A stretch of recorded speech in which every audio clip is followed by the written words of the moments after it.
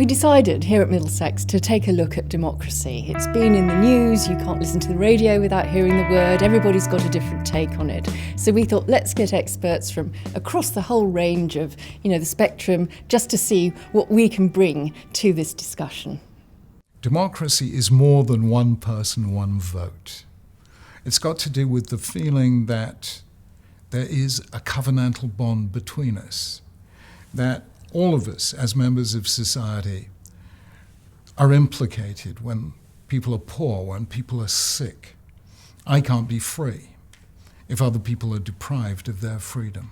At Middlesex University, discussing this extraordinary word idea that explodes onto the scene of human creativity and civilization, demos kratia, democracy, the power, the grip of the people.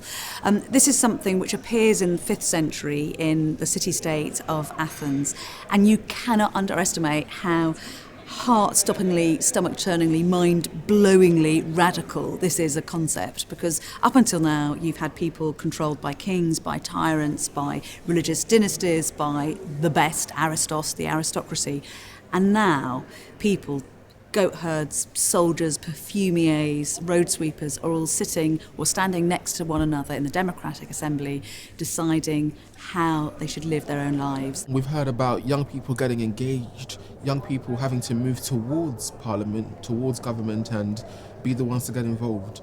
But I also think government should also have a role and responsibility as well to come towards young people in the sense of appealing to them, having the right policies that appeal to them and ensuring that they have a large body of voters who they need to encourage to vote for them.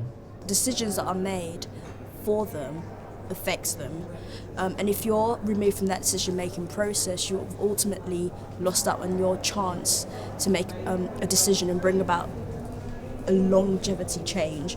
I think sometimes we're told that it's not really, as you get older you know what really important to you, but whatever's important to you at any age, you have that right to reflect it in the democratic process.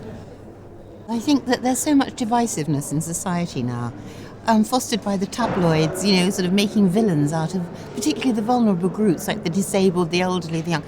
We're all in the same society. It is really the big society, but it isn't acting like that. I really believe in community, and that's something that's really broken down.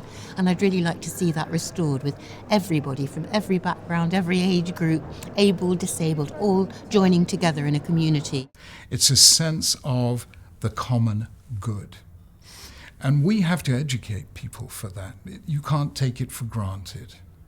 And that partly comes out of how we see ourselves as citizens of Britain, how we tell its story, how we see its guiding values. And in this, I think there is a constant job of education to be done. And I think we need to keep doing it, full stop. The Centre for Ideas was established by Middlesex University to be a central point, if you like, to bring together expertise from right the way across the university and engage with external stakeholders, with the business community, with local councillors, with public intellectuals, to look at very specific issues and bring together a whole range of people with different points of views to just see what light we can shine as a university on these kinds of key topical issues.